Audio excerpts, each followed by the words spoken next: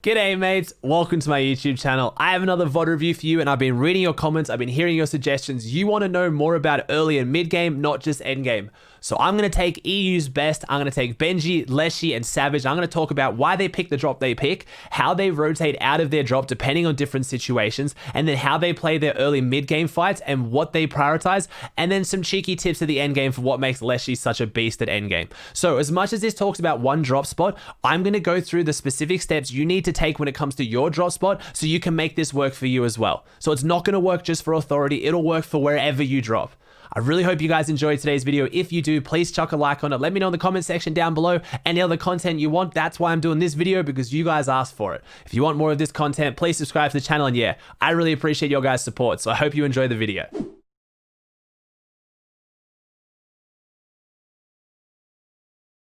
Now, a lot of my VOD reviews for trios has been focusing around endgame, because that's really where the whole role dynamic kind of comes from. I do want to start doing VOD reviews on earlier and mid-game stuff as well. So we're going to focus on that a bit in today's video. You just have to remember that while I'm talking about a specific rotation path and how Letshe, Benjyfishy, and Savage play their early and mid game, it's not going to be exactly the same for your drop spot, because obviously this is catered towards authority, but I'll be taking you in depth through the thought process they go through for why they do what they do, so then you can adapt that to your drop spot. You just gotta, I'll give you kind of the tools and the thought process, and then you can figure out how that works with your drop spot. I'll obviously be doing more of these on more trios and more solos in the future, so I'll be covering different drop spots, but just so you can work through it now.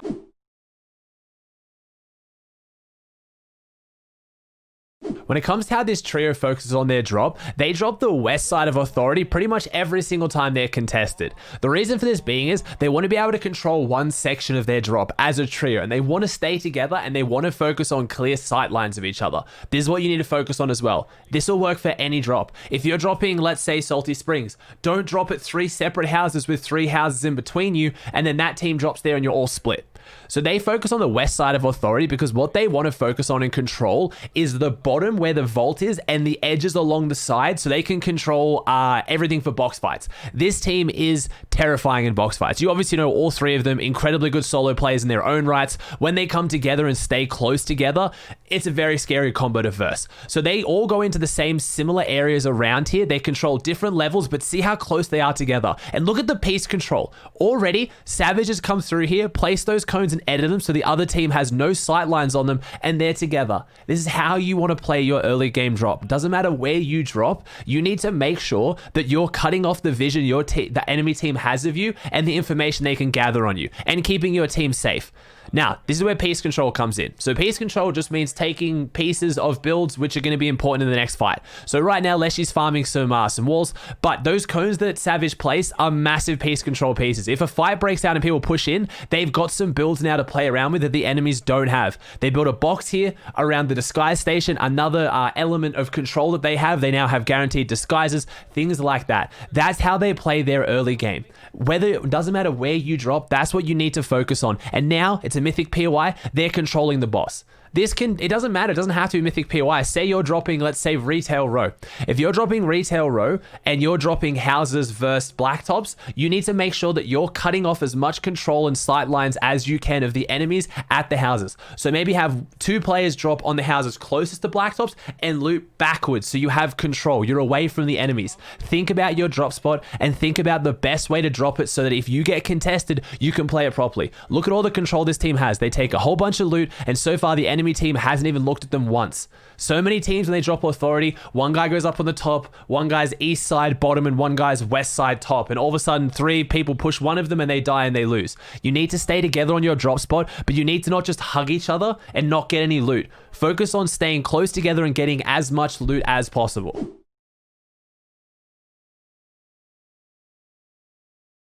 Now, when we talk about rotations in mid-game, this means basically where you're going to go from your drop to the next drop, or where you're going to go dependent on zones.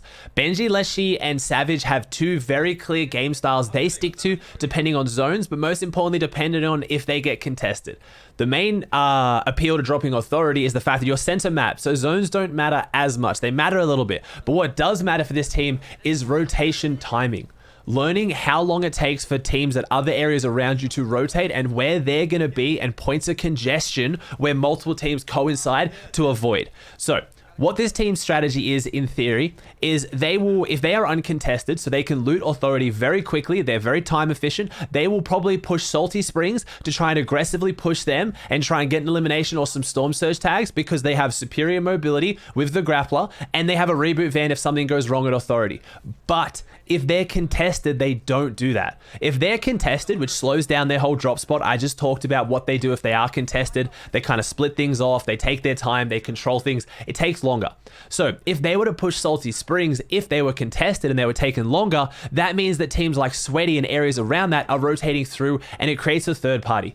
Being third partied isn't always luck. It's about knowing what timings there are around the map and the rotations. So if they are contested and they don't go Salty Springs, they've already got damage, so they've already got their Storm Surge for stacked lobbies. What they do is they look at the boat to the north of authority and they go and loot that if it's been unlooted and then rotate back towards authority again. They have the grappler, so they can suss out areas around them quickly. So they have two very clear, distinct playstyles depending on if they're contested or not contested to make sure they don't get third partied. Again, this caters towards authority, but if you're not an authority dropper, you can still take these mechanisms into account. So let's say you drop, again, let's use retail as another example. If you drop retail and you're contested, you might know that the amount of time it takes to beat the retail team is long enough for caddy corners to rotate towards you. So instead of going south, you might go further west, or you might try and start going north to get away from caddy corners. But if you're, say, uncontested, you loot quickly, you might be more comfortable rotating south a little bit to get to the next zone because you've been a bit quicker and you know caddy corners is taking longer. It's the things you need to think about your drop spot to learn it. The only way you're going to learn this is by playing Arena, by playing scrims. But go into your replay files and VOD review. Go back and look at the teams around you, look how long it takes them to rotate, sit there with your teammates, or if you're the IGL, you can do it by yourself. Think about rotation timings around you and figure out what you guys can do in different situations. It will help so much. I know Cash Cup's coming up for only one round, so it's hard because if multiple teams drop at one POI, it'll change timings, but look in the sky. See who's dropping around you, try to figure out how those teams might move to give yourself a logical answer of where to go next. Don't just rotate blindly. Don't just rotate only off Storm. Rotate off a combination of what happened in your early game, where is the Storm, and then where are the teams going to be around you so you can avoid them, or if you need an easy elimination, cut them off. If you know a team's going to be rotating in and they go from a drop that has less loot than you and there's not a good chance you're going to get third partied, maybe go for a free elimination. Maybe rack up your eliminations that way. Just think about rotation timings for how you play your early and mid game for your drop.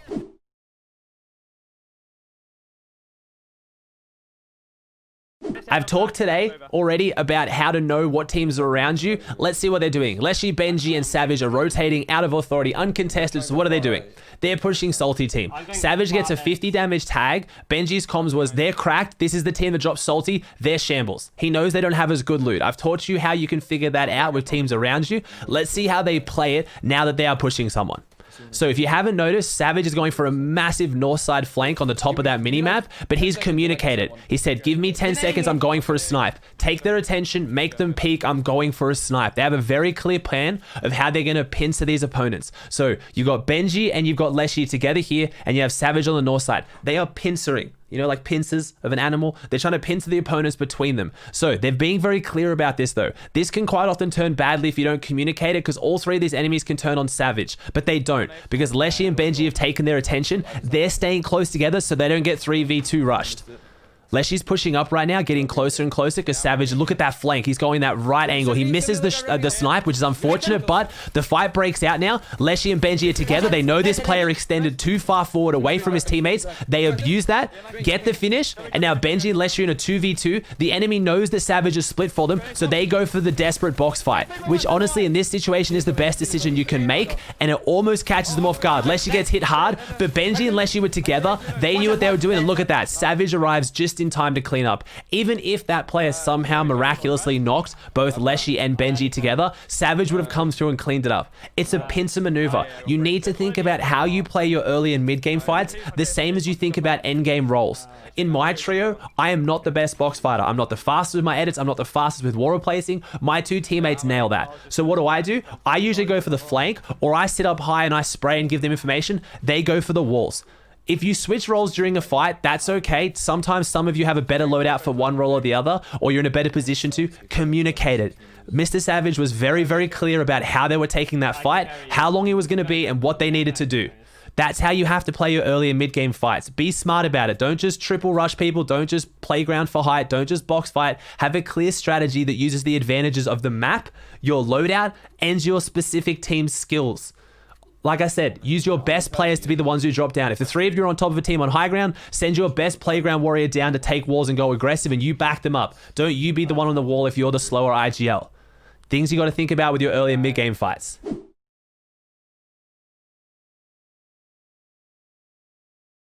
One thing you should be taking into account when talking about early and mid-game rotations is Marauders. Even though Marauders don't give Storm Surge anymore, it's something you really want to prioritize in your drop, and it's something that this team does prioritize so well. So they clean up this team of Marauders, and let's just see maybe what you think Letshe's loadout looks like right now, and what you think he might potentially drop based on the Marauders. He already has 6 splashes, he has 3 big pots, he has the AR shotgun and a drum gun, and he's going to be dropping a drum gun for 5 stink nades.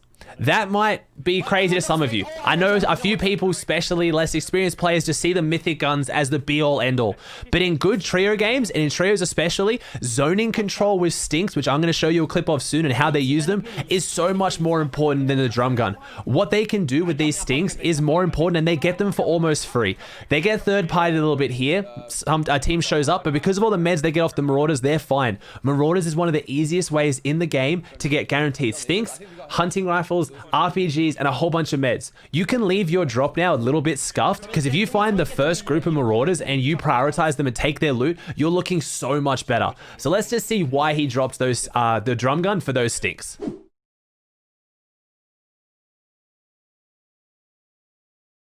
This is the exact same game again. This is the same endgame. He has those 5 stinks in hand. Savage is already using a few stinks. He had to push the team back. And let's see what Letshe now does with them. He's zoning with these stinks. He's not really trying to get an elimination. He's doing a bunch of damage. But look what's happened. They had a whole trio based up underneath them, right next to them, congesting their area. With these 5 stinks now, he has pushed them completely away. Look how far away they are now. This team has had to push all the way back, which clears them up. Yes, a drum gun might get you maybe an elimination endgame, but keeping your whole trio safe endgame is so important. You can hear how excited Letshe is over these stink nades. This is why he prioritizes them. Yeah, he has no drum gun now, but his loadout is still fine without them. Prioritize items that give your team utility. Crash pads, stink nades, things that can help your whole team rather than just you get one elimination.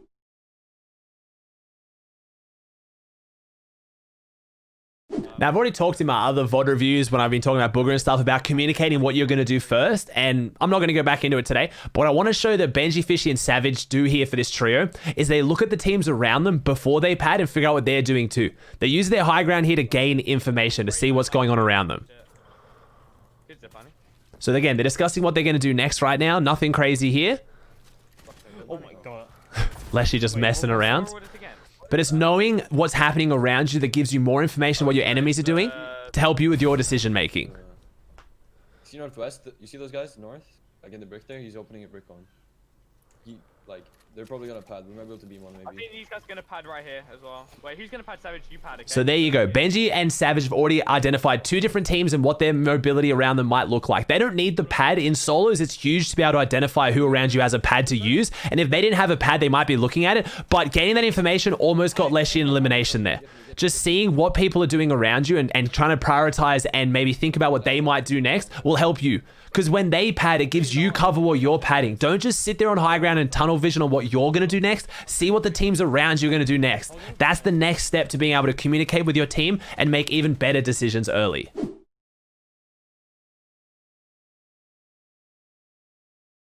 I talked earlier about prioritizing mobility and utility over just pure weapons. Right now we see Letshe has 3 crash pads. Benjyfishy has the grappler. So the call here from Letshe is you can solo rotate with your grappler, I can crash pad. And it's something that I'm not seeing a lot of people do. Rotating with crash pads is huge. It's hard. You have to get smart and used to them. Right now, first one goes on a flat. This next one's going to go on a stair. That's fine. He knows which way it's going to send him for the trajectory. So right now, that rotate just cost them what? 10 bills.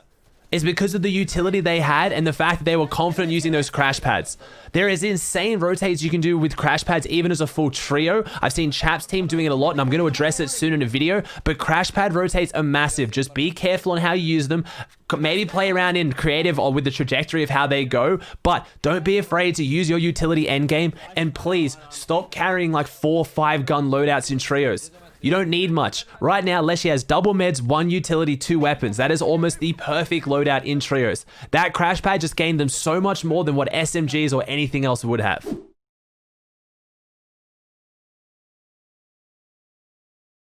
One of the things that Letshe specifically in this team is doing better than almost anyone in any other team as the fragger is utilizing right-hand peeks and the new charged shotgun. He leaves some open edits and some open builds. He's hanging around, but he always hangs on those right-hand peeks.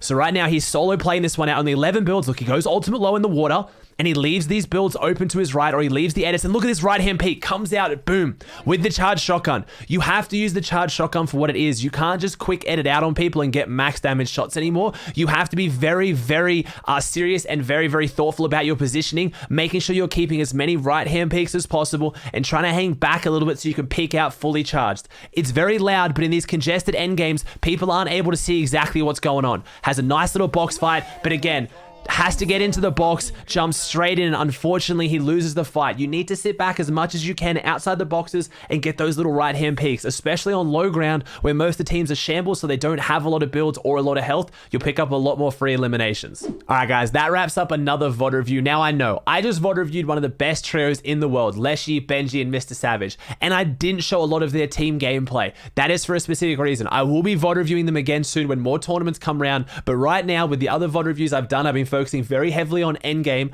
I want to focus on a team that has a very, very clear early and mid-game progression and decision making, and I want you to be able to adapt that into your gameplay. There's no point me always focusing on Endgame if you can't get there. I see your guys' feedback in the comments. Please leave me some more if you want, what you want me to do next. A lot of you ask for how do you play early and mid-game fights. This is how you play them. This is what you want to focus on. So go back to some of those things I talked about. Learn how to play your early game fights by pincering opponents. Make sure you have better positioning. Have a good early and mid-game plan for how you're going to rotate based on the teams around you, and prioritize utility. That's going to help you get through those mid to end game fights. You got gas nades, and you've also got crash pads. You've got a whole bunch of other mobility in the game, harpoons, a lot of things that can save you. Don't always have the aggressive loadout. I really hope you guys enjoyed today's video. I'm gonna do some more solo VOD reviews. Don't worry, they are coming, I promise. We have cash cups back this week, and it means a whole bunch of solo content. Also, if you guys didn't know, I actually viewing party and commentate all these kind of tournaments live on my Twitch channel with them coming back this week. Please come check it out. It's twitch.tv/Aussie Antics. Yeah, any questions you've got as well, let me know in the comment section down below, or hit me up there on stream. If you haven't already liked the video and you made it this far, you must have enjoyed it. Please chuck a like on it. Please subscribe to the channel for more of this kind of content. You guys are going crazy with the support on the channel, so I really appreciate it. And yeah, enjoy the rest of your day, night, morning, wherever you are. And yeah, I'll see you in the next one.